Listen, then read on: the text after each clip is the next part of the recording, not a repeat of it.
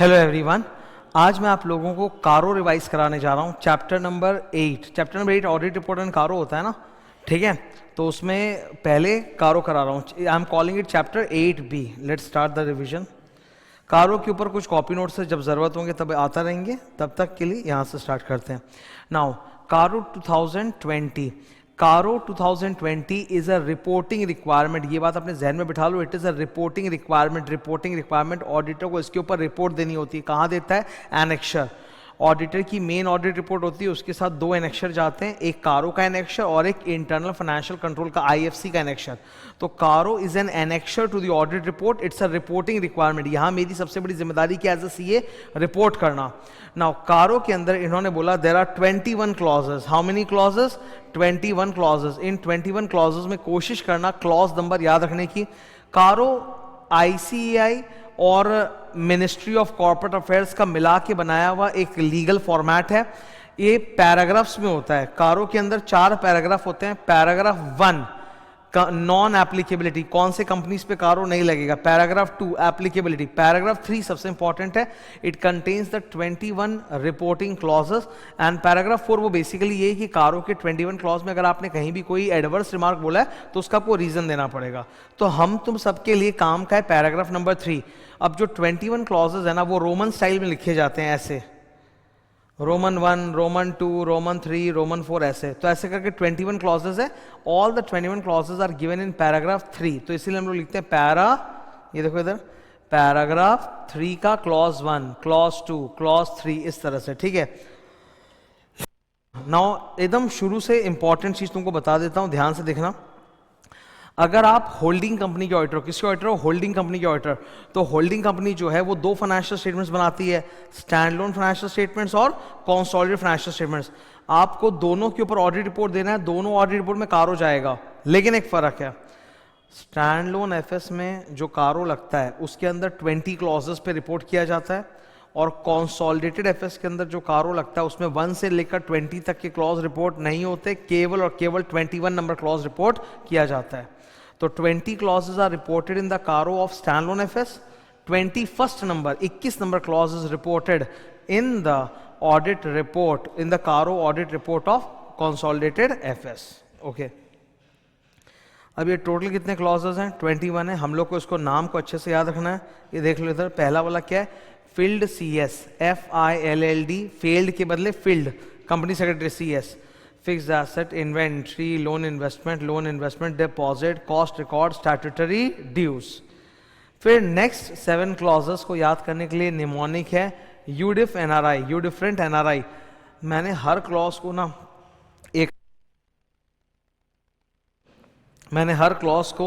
एक टाइटल दिया है, कैप्शन दिया है। इनफैक्ट क्लॉजेस के अंदर में जितने पैराग्राफ्स है ना, उनको भी मैंने कैप्शन दिया है। उससे समझने में और रिवाइज करने में बहुत हेल्प होती है, बहुत ज़्यादा।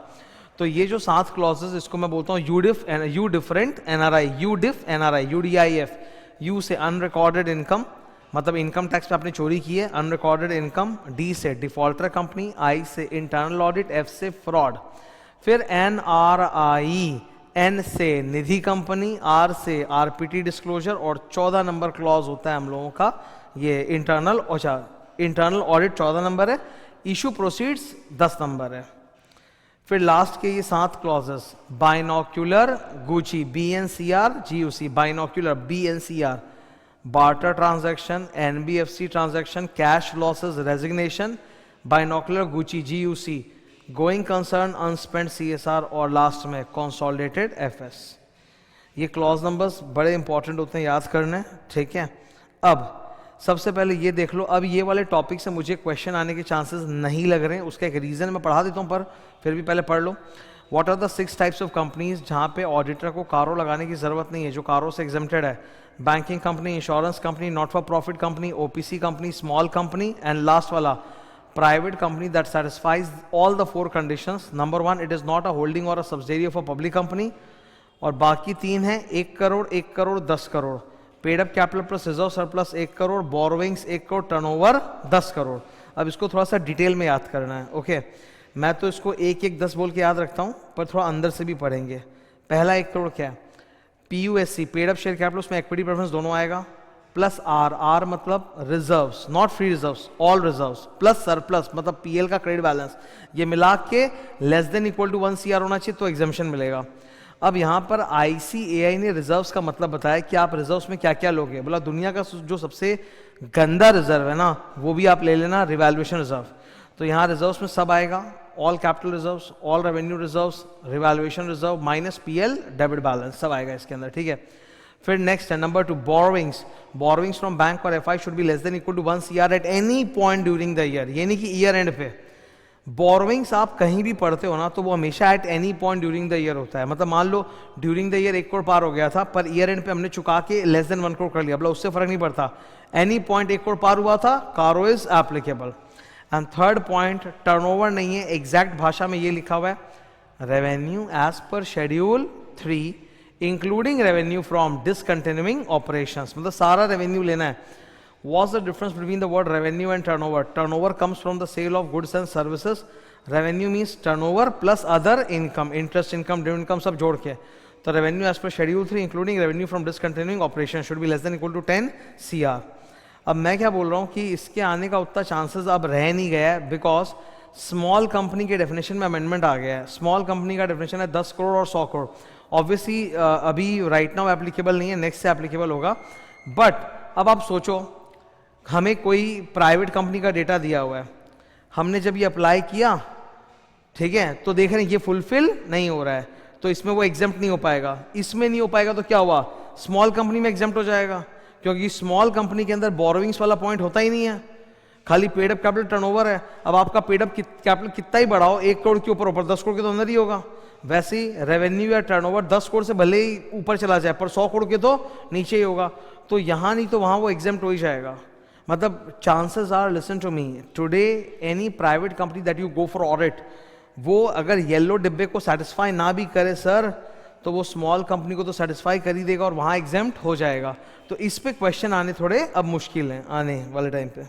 ओके, फॉरेन कंपनी का जो ऑडिटर है वो भी कारो लगाएगा, ब्रांच ऑडिटर्स भी अपने अपने ऑडिट रिपोर्ट में कारो लगाएंगे। Now comes the 21 clauses. सारी मेन मेहनत, सारा मेन डिस्कशन इसी 21 क्लॉजेस को लेकर है। अब क्लॉजेस हम लोग पढ़ने जा रहे हैं एक एक करके। सबसे पहला क्लॉज है clause number 1, fixed assets. Clause 1 fixed assets के अंदर 5 टॉपिक्स है, पांचों को पहले एक बार कैप्शन से फटाक से रिवाइज कर लो। नंबर 1 है proper records of fixed assets should be maintain, चाहे वो पीपी हो चाहे वो इनटैंजिबल्स हो। दूसरा फिजिकल वेरिफिकेशन, तीसरा title deed of immovable property, चौथा रिवैल्यूएशन बाय रजिस्टर्ड वैल्यूअर और पांचवा बेनामी प्रॉपर्टी। तो इसको एक बार अंदर से गो थ्रू कर लो। अच्छा, लैंग्वेज अगर आप याद कर सको तो बढ़िया, नहीं भी कर सको तो कोई दिक्कत नहीं है, कीवर्ड्स को पकड़ो और अपनी लैंग्वेज में एक्सप्लेन करो। सबसे पहले पीपी। पीपी और इनटैंजिबल में एक फर्क होता है। PP is a tangible asset, तो उसकी एक लोकेशन होती है, ठीक है, जबकि इनटैंजिबल की कोई लोकेशन होती नहीं है। तो आप देखोगे आपको 2 पॉइंट्स यहां मिलेंगे जो नीचे नहीं मिलेंगे, ठीक है। ऊपर पढ़ो क्या है, whether the company is maintaining proper records of property plant equipment showing quantitative details, मतलब कितना नंबर ऑफ फिक्स्ड एसेट्स है। जैसे एक फिक्स्ड एसेट बहुत सारा हो सकता है कि नहीं, हो ही सकता है, एक सेम मशीन 10 पीस, तो quantitative detail 10 piece, showing quantitative details and situation of the asset. Intangible में बाकी सब है, पर ये क्वांटिटेटिव डिटेल और सिचुएशन नहीं है। नेक्स्ट है physical verification. Who is suppose to do physical verification of property plant equipment management at reasonable intervals. अगर उनको कोई मटीरियल डिस्क्रिपेंसी मिला, they should properly deal with it in the books of accounts. Deal with it का मतलब है जो भी difference मिला फिजिकल वेरिफिकेशन पर, या तो उसको राइट ऑफ किया जाए या इन्वेस्टिगेट करके रेकॉन्साइल किया जाए। रेकॉन्साइल और राइट ऑफ दो में से एक चीज होता है। ये 4 पॉइंट्स है। अब एक खास बात सुनो, फिक्स्ड एसेट्स के केस में डिस्क्रिपेंसी के अंदर मटेरियल वर्ड लिखा है, 10% लिखा हुआ नहीं है, जबकि सेकंड क्लॉज इन्वेंट्री के ऊपर है। इन्वेंट्री में मटेरियल डिस्क्रिपेंसी का मतलब ही है ग्रेटर देन इक्वल टू 10%। तो ये याद रखना कि फिक्स्ड एसेट वाले में डिस्क्रिपेंसी का कोई परसेंटेज नहीं दिया, वहां खाली बोला मटेरियल डिस्क्रिपेंसी, हम पे छोड़ दिया। आप सोचो, इन्वेंट्री में बकायदा लिखा है डिस्क्रिपेंसी ऑफ 10% और मोर, अप डाउन, तो इस पे क्वेश्चन बनते हैं। ओके, थर्ड है टाइटल डीड ऑफ, जितनी भी कंपनी की इमूवेबल प्रॉपर्टी उसका एक कन्वेंस डीड टाइटल डीड होगा जो कंपनी के नाम पे होना चाहिए। अगर कंपनी के नाम पर नहीं है, if it is not in the name of the company, आपको डिस्क्लोज करना पड़ेगा। You have to learn this table, ये title deed of immovable property exam में आता है और आपको टेबल डिस्क्लोजर बना के देना पड़ेगा। टेबल में 6 कॉलम है, इसको 2 भाग में डिवाइड करो, 1 2। पहले 2 कॉलम जो है ना sir, it is about the description of the property. पहले बताओ तो सही कि कौन सा प्रॉपर्टी है, तो description of the property, value of the property, description of the property, value of the property. अब बताओ किस दूसरे के नाम पे है वो, ठीक है। ये property held in the name of which person, कौन लगता है हमारा, प्रमोटर, डायरेक्टर, एम्प्लॉय, पीरियड कब से उसके नाम पर है, एंड रीजन क्यों उसके नाम पर है। 4 बातें, ठीक है। Who, relationship, period and reasons. Revaluation, अगर कंपनी का पीपी या फिर इंटैंजिबल्स रिवैल्यूएशन हुआ है तो आपको 2 चीजें चेक करनी। Number 1, whether the registration has been done by a registered valuer, and number 2, second point, अगर रिवैल्यूएशन अप डाउन हुआ है बाय 10% और more in each class of PPE. अब इन्होंने डिस्क्रिपेंसी में 10% नहीं दिया था, पर रिवैल्यूएशन में 10% दिया है। जैसे मान लो मैं एग्जांपल दे रहा हूं, 4 करोड़ की एक जमीन थी, 4 करोड़ की प्रॉपर्टी थी, उसकी अपवर्ड वैल्यूएशन हो गई है अभी 4.5 करोड़। तो मेरे को बताओ 10% के ऊपर हुआ है कि नहीं हुआ। 4 करोड़ का 10% होता है 40 लाख, तो 4.4, हम बोल रहे 4.5। तो आपने मोर देन 10% किया है ना जमीन में, प्रॉपर्टी में, तो आपको यहाँ पे डिस्क्लोजर देना पड़ेगा। Each class of property, plant, equipment, ये लोग पता है तुम्हारे साथ एग्जाम में क्या करेंगे, तुमको वो लोग ना अलग अलग दे देंगे, 3 प्रॉपर्टी, प्लांट, 3 इक्विपमेंट। तो प्रॉपर्टी सारा जोड़ के एक साथ ईच क्लास, प्लांट सारा जोड़ के एक साथ, इक्विपमेंट सारा जोड़ के एक साथ, each class of property, plant, equipment. देखो कि 10% और मोर अगर अपवर्ड या डाउनवर्ड रिवैल्यूएशन है तो डिस्क्लोज करो। बेनामी प्रॉपर्टी, बेनामी प्रॉपर्टी का मतलब होता है कंपनी की प्रॉपर्टी है पर कंपनी ने अपने नाम पर नहीं किसी और ही नाम पे होल्ड कर रखी है और इस वजह से कंपनी पे बेनामी प्रॉपर्टी का केस चल रहा है। बेटा एक्ट 1988, बेनामी ट्रांजैक्शंस प्रोहिबिशन एक्ट 1988 का अगर कंपनी के खिलाफ कोई भी केस इनिशिएट हो गया है या पेंडिंग है तो उसका डिस्क्लोजर आपको देना पड़ेगा नोट्स में, आप छुपा नहीं सकते। That is first clause, fixed assets. Second clause is about inventory. It has got 2 points. One is physical verification and second is working capital loan. Working capital loan. पहले physical verification. Point number 1. Who is responsible for physical verification? Management. कब करेगा? Reasonable interval. Management सारे inventory को coverage करता है कि नहीं, what are the management's procedures for physical verification, तो हमें ये सब देखना है। अगर discrepancy is greater than equal to 10% in each class of inventory, class of inventory मतलब raw material, WIP, finished good, stores and spares, ऐसे अगर इन्वेंट्री में डिस्क्रिपेंसी है greater than equal to 10% in each class of inventory तो उसको आपको disclose करना पड़ेगा and see whether management has properly dealt with it और नॉट। जब मैं ये पढ़ता हूं ना, इसका फिक्स्ड एसेट के साथ 3 फर्क है, ठीक है। नंबर 1, यहाँ पे कवरेज की बात की गई है, प्रोसीजर्स की बात की गई है और डिस्क्रिपेंसी को डिफाइन किया गया 10% और मोर, ये 3 डिफरेंसेस जो मैं ऑब्जर्व कर सकता हूँ। वर्किंग कैपिटल लोन में सर 2 प्रकार के वर्किंग कैपिटल लोन आते हैं, CC कैश क्रेडिट, दूसरा LC letter of credit. Cash credit facility bank से ही आप लोन लेते हो, it's a running loan account, पैसा उठाया जब जरूरत है फिर जमा कर दिया, उठाया जमा, उठाया जमा। लेटर ऑफ क्रेडिट भी एक टेम्पररी वर्किंग कैपिटल लोन होता है in case of import export, उसमें आता है ये, ठीक है। अब अगर कंपनी को working capital loan facility during the year sanction हुआ था मोर देन 5 CR, सैंक्शन हुआ था, कंपनी ने पैसा उठाया कि नहीं उससे मतलब नहीं है। मान लो कंपनी ने 6 CR का वर्किंग कैपिटल लोन सैंक्शन हुआ था, उठाया केवल 4 है, तो भाई आप उठाए कितना उससे हमको मतलब नहीं, सैंक्शन मोर देन 5 हुआ था ना तो डिस्क्लोजर करना पड़ेगा, sanction more than 5 on the base of the current assets, stock and debtors. Second से आपको देखनी है, बैंक ऑडिट में भी हम लोग पढ़ते हैं, for the purpose of drawing power calculation in CC company को क्वार्टरली अपना स्टॉक स्टेटमेंट, डेटर स्टेटमेंट जमा करना पड़ता है सर्टिफाइड बाय द ऑडिटर। तो आप ही ऑडिटर हो तो आप तो सर्टिफाई करते हो, देखोगे ना कि बैंक के पास जो क्वार्टरली स्टेटमेंट जमा हुआ और कंपनी का बुक्स ऑफ अकाउंट्स में जो स्टेटमेंट डेटा दिख रहा है वो मैच कर रहा है कि नहीं कर रहा है, तो मुझे रिपोर्ट करना पड़ेगा। whether quarterly returns filed by the company with the bank are in agreement with the books of accounts of the company, match कर रहा है कि नहीं कर रहा है, ठीक है। तो इन्वेंट्री में हमें ये 2 चीजें चेक करनी है। नेक्स्ट 3 नंबर है लोन्स, इन्वेस्टमेंट्स, गारंटी, सिक्योरिटी। अच्छा इसमें सुन लो, बात करते वक्त इसको बोला जाता है लोन्स एंड इन्वेस्टमेंट्स। एक चीज सुनो, लॉ में क्या होता है ना, लोन लिया उसको बोरोविंग्स बोलते हैं, लोन दिया उसको लोन बोलते हैं, ठीक है। लोन वर्ड का मतलब है लोन दिया, नॉट लिया, लिया होता तो बोरोविंग्स होता, वो क्लॉज नंबर 9 में आएगा, ये क्लॉज नंबर 3 है। लोन दिया, गारंटी दिया, इन्वेस्टमेंट किया, सिक्योरिटी दिया, it's like that, okay. Now यहाँ पर दो जगह ऐसा है जहाँ एनबीएफसी के ऊपर एप्लीकेबल नहीं है, लिखेंगे काट देंगे। देखो यहाँ पे लिख के काटा है, देखो क्या लिखा है हरे रंग में, अंदर पढ़ो, not applicable to companies whose principal business comprise of lending money. तो सर प्रिंसिपल बिजनेस किसका होता है? लेंडिंग मनी का। बैंक या एनबीएफसी? बैंक पे तो पूरा कारो ऐसे भी अप्लाई नहीं करता, शुरू में बता दिया। एनबीएफसी बचा तो एनबीएफसी, यहाँ पे एनबीएफसी पे ये पॉइंट अप्लाई नहीं करेगा, काट दिया। और एक जगह एनबीएफसी का पॉइंट काट दिया। अब वापस से पीछे आ जाओ इधर, ठीक है। क्या आपकी कंपनी ने लोन्स इन्वेस्टमेंट्स गारंटी दिए हैं क्या? किसको? किसी कंपनी को, फर्म को, एलएलपी को या अदर पार्टीज को दिया है क्या? तो आपको ये 6 पॉइंट्स बताने पड़ेंगे। सबसे पहले small A, give us the details of the loans and guarantees and securities. इसमें भी 2 पार्ट है। तुमने अपने ग्रुप कंपनीज को कितना दिया है? LGS to group companies, LGS to others. Group companies को कितना दिया, अदर्स को कितना दिया? 2 चीज बतानी पड़ेगी, aggregate amount during the year and the amount outstanding at the year and.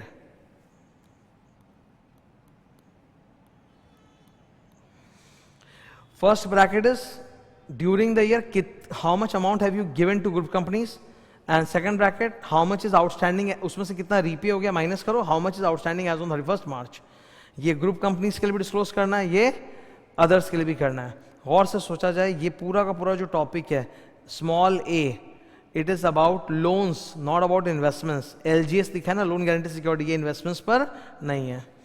Next ये नंबर बी है, ये सब पर है, लोन इन्वेस्टमेंट सब पर। देखो क्या लिखा, terms of LIGS, loan investment guarantee security.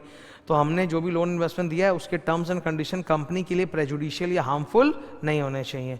Number 3, अब ये फिर से लोन आ गया। अगर हमने लोन दिया है तो लोन का कोई रिपेमेंट शेड्यूल बनाया है कि नहीं बनाया है, और बनाया है तो रिपेमेंट जो आता है वो रेगुलरली उसी शेड्यूल के हिसाब से आता है कि नहीं आता है। फिर ये वाला भी उसी के ऊपर है कि लोन अगर दिया था, ओवरड्यू हो गया for more than 90 days, recovery नहीं हुई, तो कंपनी ने क्या स्टेप्स दिए फॉर रिकवरिंग द अमाउंट। ये 90 डेज क्लियरली इन्होंने बैंक ऑडिट से छुड़ाया है, क्योंकि बैंक ऑडिट में भी ओवरड्यू फॉर 90 डेज होने से वो एनपीए हो जाता है, ठीक है। लेकिन कंपनी लोग एनपीए नहीं बोल सकती, बैंक वाला एनपीए बोल सकता है। So if the loan has become overdue for more than 90 days, what steps have been taken for recovery. फिर ये 2 बड़ा इंपॉर्टेंट पॉइंट है।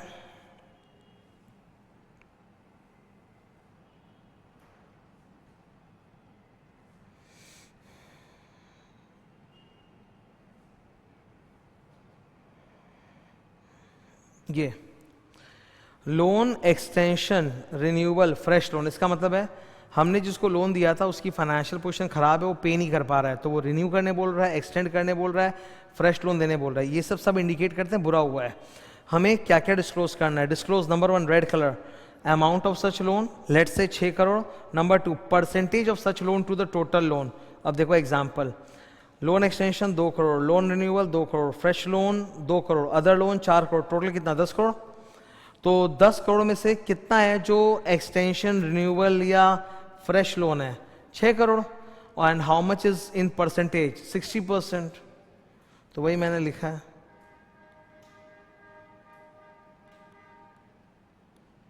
ठीक है। नंबर एफ, ये सॉफ्ट लोन्स के बारे में। सॉफ्ट लोन का मतलब क्या होता है? सर एनी लोन, जैसे मान लो तुम्हारा कोई दोस्त तुमसे लोन लेने के लिए आएगा, दोस्त रिलेटिव वगैरह, और तुम बहुत सीरियस उस मामले को लेकर तुमने उसको लोन दिया, वो बोला यार जल्द चुका दूंगा, तुम क्या बोलोगे? चिंता मत करो, फ्रेंड हूँ या रिलेटिव हो, जब हो दे देना। इसको बोलते हैं सॉफ्ट लोन। सॉफ्ट लोन का मतलब होता है a loan given where the terms and conditions are not defined, where the terms of repayment are not strict, इसको बोलते हैं सॉफ्ट लोन। अब इसको इंग्लिश में ऐसा बोला जाता है लोन रिपेएबल ऑन डिमांड, या फिर loan where the repayment schedule is not specified.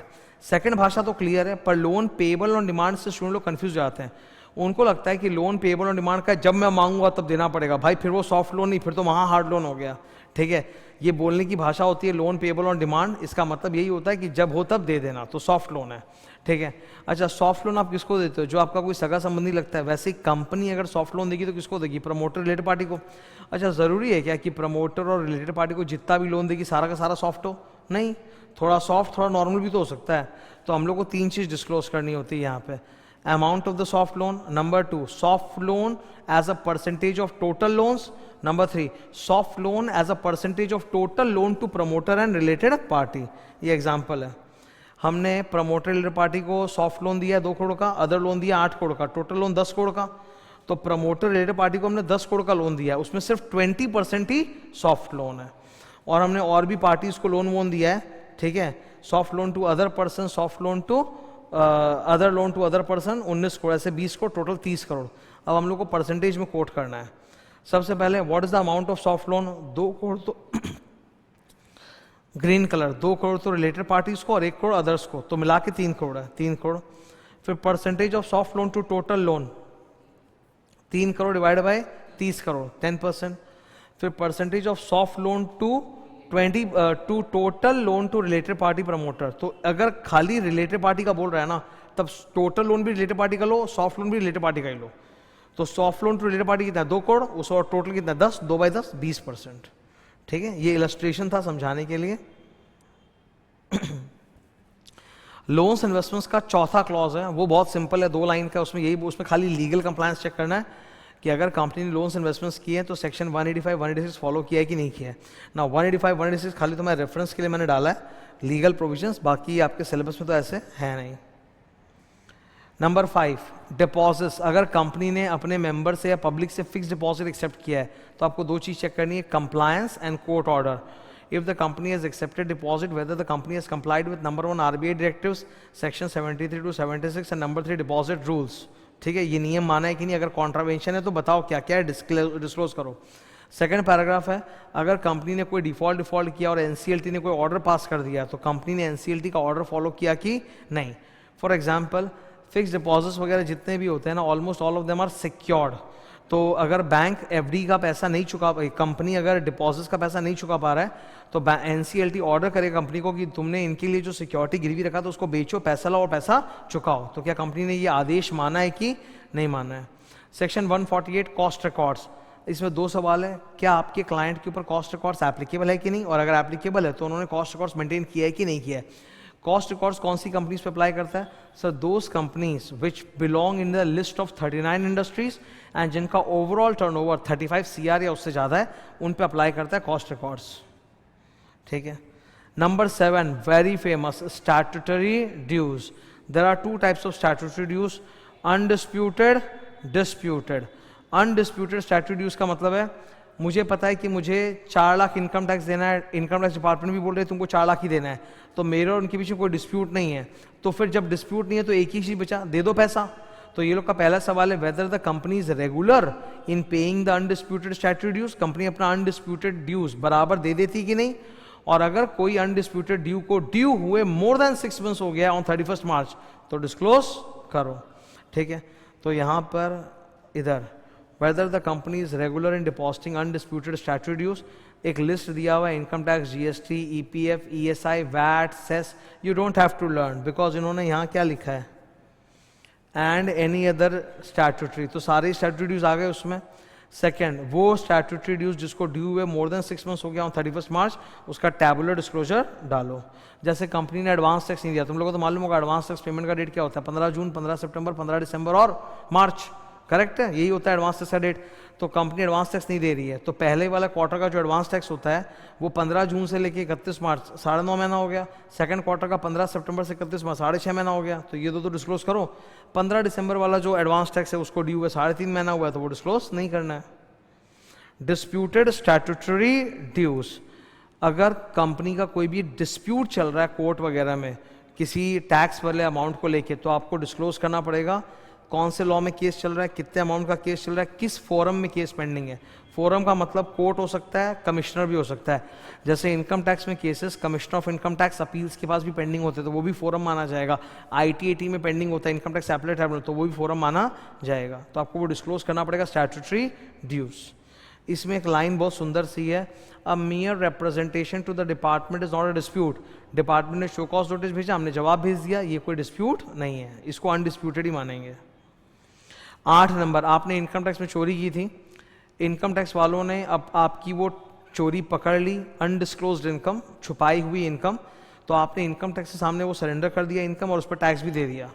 अगर इनकम टैक्स के सामने आप वो इनकम को सरेंडर कर रहे हो तो कृपया करके बुक्स ऑफ अकाउंट्स को भी अपडेट कर दो, उसमें भी वो इनकम दिखा दो। तो यही पूछा गया है कि क्या कंपनी ने during the year under income tax act कोई इनकम सरेंडर की थी, और अगर की थी तो वो इनकम को बुक्स ऑफ अकाउंट्स में दिखाया है कि नहीं दिखाया है। चेक करो और कमेंट करो। Number 9, again this is the last clause which is very big in size. पूरे 21 क्लॉज में ना 3 होते हैं जो बड़े होते हैं। पहला होता है क्लॉज 1 फिक्स्ड एसेट, दूसरा होता है क्लॉज 3 लोन्स एंड इन्वेस्टमेंट्स, और तीसरा होता है क्लॉज 9 डिफॉल्टर कंपनी। ये भी बड़ा फेमस है और लंबा क्लॉज है। इसके बाद सारे नन्हे नन्हे क्लॉजेज आएंगे, ये देख लो यहाँ से। It is about default in borrowings, की लोन लिया है पर चुका नहीं पाया। 6 पॉइंट्स है इसमें, ए एंड बी। इसमें आपको बताना है डिटेल्स ऑफ द डिफॉल्ट। इसमें भी एक टैबुलर कॉलम है जहां पर 6 कॉलम से डिस्क्लोजर किया और आपको वो याद करने पड़ेंगे, ठीक है। मैं दिखा देता हूं, लुक एट दिस। कंपनी ने जहां जहां डिफॉल्ट किया है वो बताना पड़ेगा। Number 1 nature of the borrowings and debentures यानी debt securities. Second point who was the lender, bank, FI, debenture holders, ठीक है। Third how much amount you have defaulted. Fourth, whether that amount was principal or interest. 5 number of days of default and number 6 remarks. तो ये पूरा याद करना पड़ेगा, इस पे क्वेश्चन आता है। आपको बताना पड़ेगा डिफॉल्ट का period and amount. Second, has the company been declared a wilful defaulter by bank, FI. Wilful defaulter मतलब you have the money to pay but you are still not paying, जानबूझ के default कर रहे हो, तो वो बताओ। नंबर 3 यूटिलाइजेशन ऑफ लोन, जिस पर्पस के लिए आपने पैसा उठाया था उसी पर्पस में यूज किया है, नहीं तो पा बताओ, पा पर्पस एंड अमाउंट। फिर नंबर 4 शॉर्ट टर्म लोन को अगर आपने लॉन्ग टर्म पर्पसेस के लिए अप्लाई कर लिया है तो ये बहुत गलत है, बिकॉज फिर आपके पास पेमेंट रीपेमेंट के टाइम पे पैसा नहीं होगा। आपने लिया शॉर्ट टर्म लोन 1 साल बोल के, अभी आप उसको लॉन्ग टर्म पर्पस में लगा दी तो 1 साल के बाद आपके पास पैसा कहाँ से आएगा चुकाने के लिए? डिफॉल्ट होना ही है वो, ये डिफॉल्ट की तैयारी है। तो आपको यहाँ पे डिस्क्लोज करना है ना नेचर एंड अमाउंट। फिर ये इन दोनों में थोड़ा फर्क है। Company, group companies, group companies को एक बार सब्सिडियरी एसोसिएट को मैं बच्चा बोल रहा हूँ। इन दोनों पॉइंट में क्या फर्क है?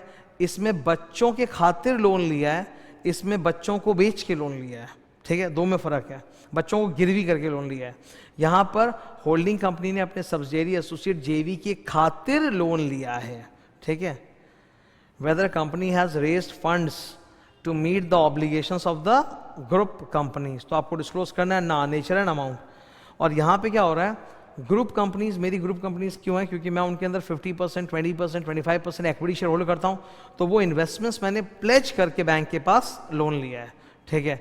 तो यहाँ मैंने अपने बच्चों के ही इन्वेस्टमेंट्स को गिरवी करके लोन रेस किया है, ओके। अगर डिफॉल्ट किया तो बच्चा गया हाथ से।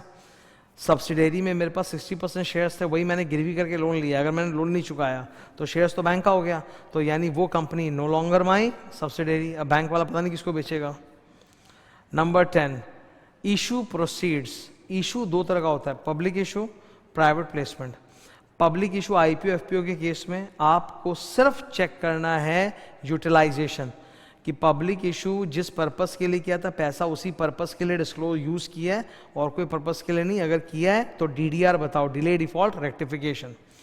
लेकिन अगर प्राइवेट प्लेसमेंट से पैसा रेस किया हो, शार्क टैंक, तो वहां पे 2 चीज चेक करनी है। Number 1 legal compliance of section 42 and 62 and number 2 utilization for the same purpose for which it was raised. If not, आपको ना बताना है नेचर एंड अमाउंट। तो ये है utilization of issue proceeds. 11 clause number 11, 21 clauses के एकदम बीचों बीच आता है क्लॉज नंबर 11 फ्रॉड। यहाँ पर हर तरह के फ्रॉड कवर्ड है, वो फ्रॉड जो ऑडिटर ने डिस्कवर किए हैं वो भी, और वो फ्रॉड जो ऑडिटर ने नहीं किसी और ने डिस्कवर किया ऑडिटर को पता चला वो भी। यहाँ पे even the type of fraud इससे मतलब कैन बी वेराइटी, जैसे कंपनी ने किसी के साथ किया, किसी ने कंपनी के साथ किया, ऑफिसर ने कंपनी के साथ किया, हर तरह का। अमाउंट भी हर तरह का कवर है, चाहे वो 1 करोड़ है नीचे, कोई फर्क नहीं पड़ता। So all types of frauds must be reported under clause number 11। Point number 1 all types of frauds must be reported. Point number 2 क्या ड्यूरिंग द ईयर ऑडिटर ने ADT 4 जमा किया था क्या सेंट्रल गवर्नमेंट के पास?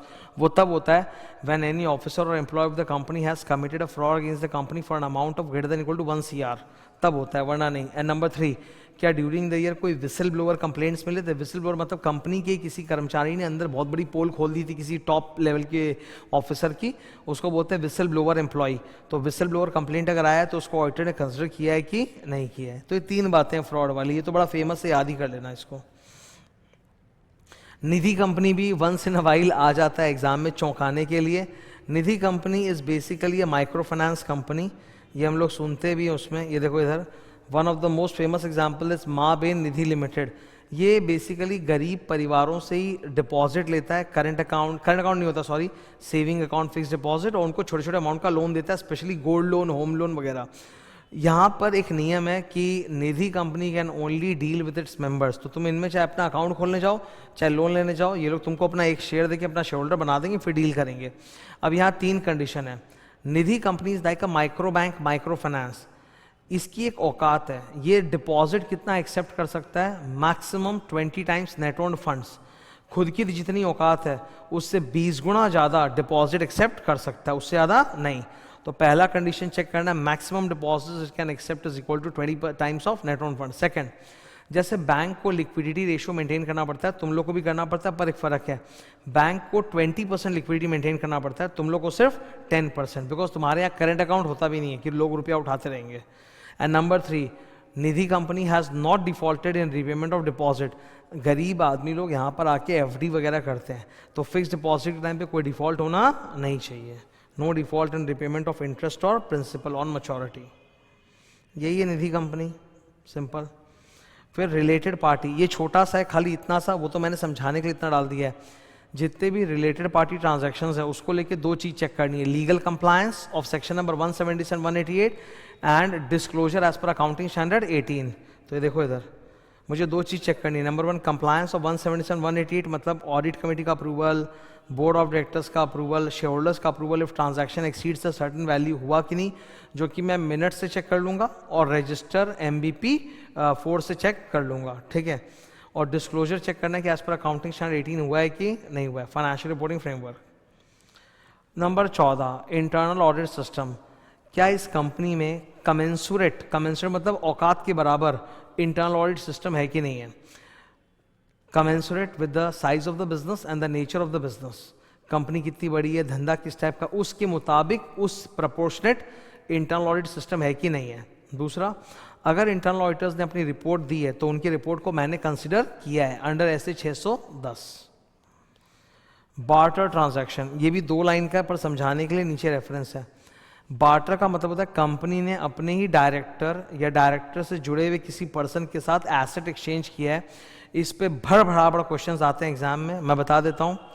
कंपनी को एक ज़मीन चाहिए, बहुत पसंद आ गई, डायरेक्टर के पास वो ज़मीन है, कंपनी के पास एक दूसरी ज़मीन है जो साइज़ में 4 गुना बड़ी है, पर वो लोकेशन कंपनी को नहीं चाहिए।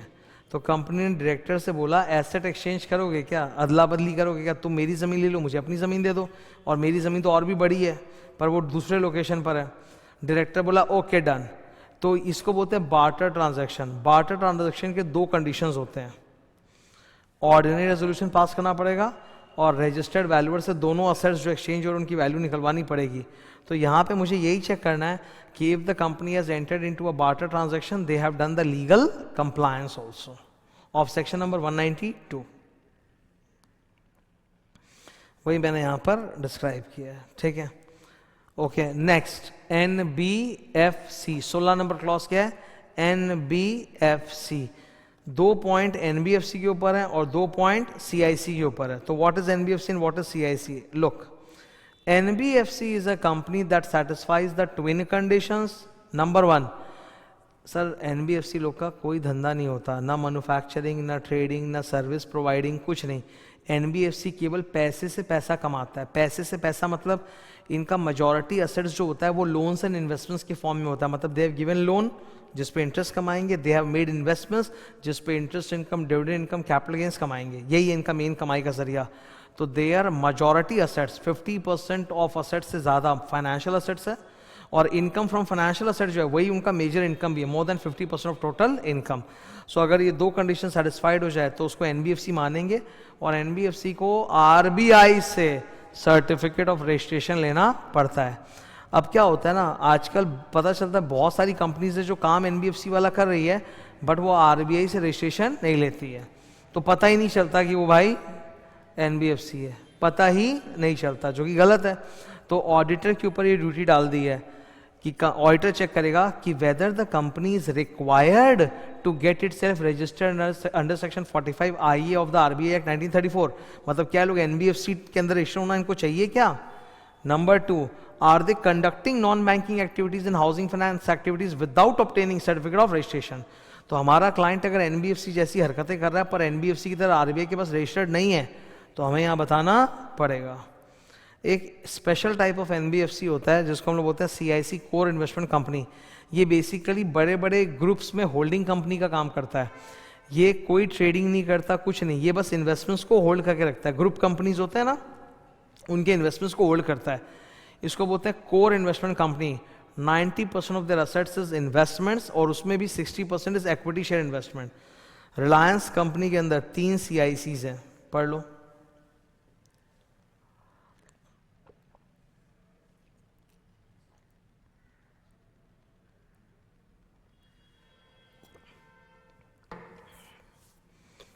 ओके, नाम याद नहीं रखने, ये जस्ट एग्जांपल के लिए तुम लोगों को बोल रहा हूँ।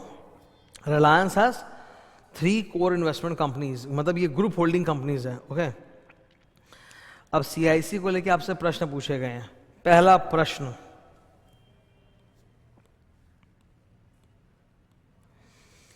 क्या आपका क्लाइंट एक सीआईसी है या नहीं? नंबर 2, अगर सीआईसी है तो क्या सीआईसी की क्राइटेरिया मीट कर रहा है कि नहीं, मतलब 90% investment, 60% equity share. And number 3, क्या वो एग्जेम्प्टेड है फ्रॉम रजिस्ट्रेशन? ओनली दो सीआईसी जिनका नेट असेट 100 करोड़ के नीचे होता है, they are exempted from registration. वो। थर्ड, अगर आपके क्लाइंट के ग्रुप में मोर देन 1 सीआईसी है तो डिस्क्लोज करो। तो रिलायंस में लिखा हुआ रहता है कारों में, they have 3 CIC in their group.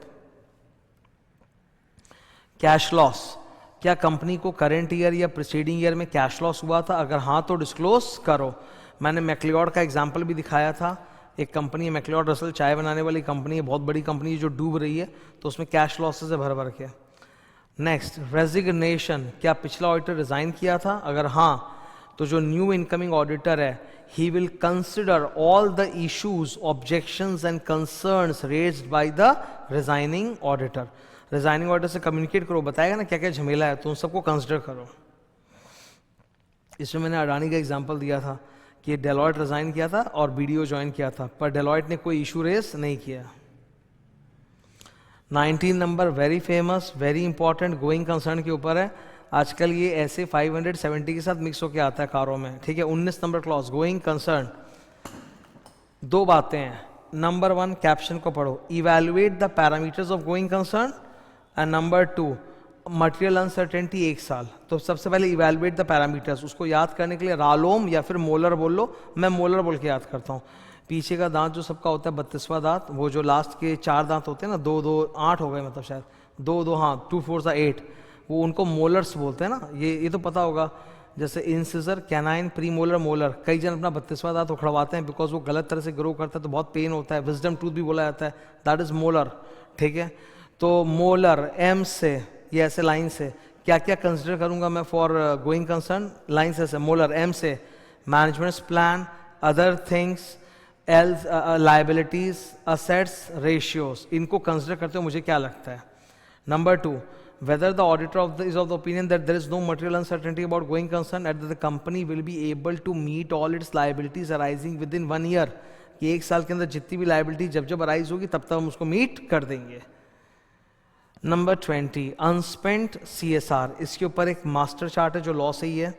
इधर देखो, हर बड़ी कंपनी को 2% नेट प्रॉफिट का, 2% of the average net profit of last year CSR में स्पेंड करना पड़ता है, ठीक है। अगर कंपनी ने 2% से कम खर्च किया है तो चेक किया जाएगा, is it related to a long term project और नॉट।